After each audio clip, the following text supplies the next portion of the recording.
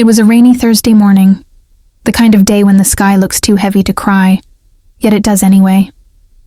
I remember gripping the steering wheel tightly, my fingers numb from the cold, my son's laughter filling the car from the back seat. We were on our way to school when everything changed in a single heartbeat. The truck came out of nowhere. The sound of screeching tires, shattering glass, and my son's frightened scream still echo in my mind like a broken record. When I opened my eyes again, the world was spinning. Red lights, sirens, and the bitter smell of gasoline. They told me later that I was lucky to be alive. But when I looked at the empty hospital bed beside mine, I realized luck is just another cruel word. My husband didn't even visit. He sent a short message. "I'm sorry, but I can't do this anymore." Just like that, years of marriage, gone in a line of text. The medical bills piled up, my job let me go, and the apartment we'd shared felt like a coffin of memories. I tried to hold on, selling my wedding ring, sleeping on friends' couches, pretending to be strong for a life that didn't feel worth living. One night, as I sat in a cheap motel staring at the rain hitting the window, I whispered, "God, if you're real, please just give me one reason to keep going." The next morning, my phone buzzed with a message from an agency I didn't even remember applying to. Urgent, live-in caretaker needed. Blind employer, immediate start. I had no idea that replying to that message would change everything. When I first met him, Mr. Aaron Cole, I was surprised. His eyes, though clouded, seemed to look right through me. His voice was calm but carried the weight of a man who had seen too much. "You don't have to feel sorry for me," he said, as if he could read my thoughts. "I don't need pity. I need honesty." And for the first time since the accident, I found myself wanting to be honest. Mr. Cole's house was large but empty. Too quiet, too clean, too still. Every corner seemed to hold a ghost of laughter long gone. He had lost his sight in an accident years ago, and his wife had left soon after. It was strange, almost ironic. Both of us had been abandoned after tragedy struck. At first, our conversations were short and professional. I cooked, cleaned, and read books aloud to him. But slowly, something changed. He began asking me questions no one else had bothered to ask. "What do you miss the most?" he said one evening as we sat by the fireplace. "My son's laugh," I whispered. He was silent for a long time before replying. "Then laugh for him. Let him hear you, wherever he is."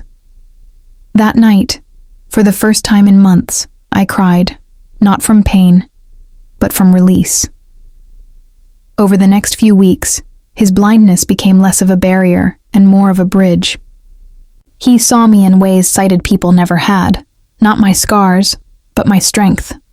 He could sense when I was trembling before I even realized it myself. Sometimes I'd watch him move through the house, cane in hand, yet so sure of every step. His world was dark, but his soul glowed brighter than anyone I'd ever met. One evening, while I was helping him find a misplaced book, he said softly, "You think you've lost everything, but sometimes losing is the only way to make space for what's meant to be found." Those words stayed with me. He began teaching me things I never expected: patience, gratitude, and how to truly listen. He made me believe that broken people could still build beautiful lives, but peace never stays long. One night, I got a call that shook everything again. My estranged husband wanted to see me. He said he had something important to tell me.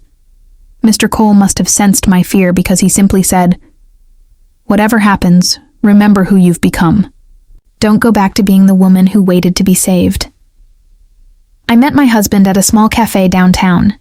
His once confident face now looked tired, almost ashamed. He said he regretted leaving. He wanted to start over. But the strange part was, I didn't feel anything. No anger, no pain, just silence. "You left when I needed you most," I said quietly. "Now I've learned to live without you." When I returned to Mr. Cole's house that night, something inside me felt lighter. I realized that I no longer carried the weight of my past. I had faced it and survived.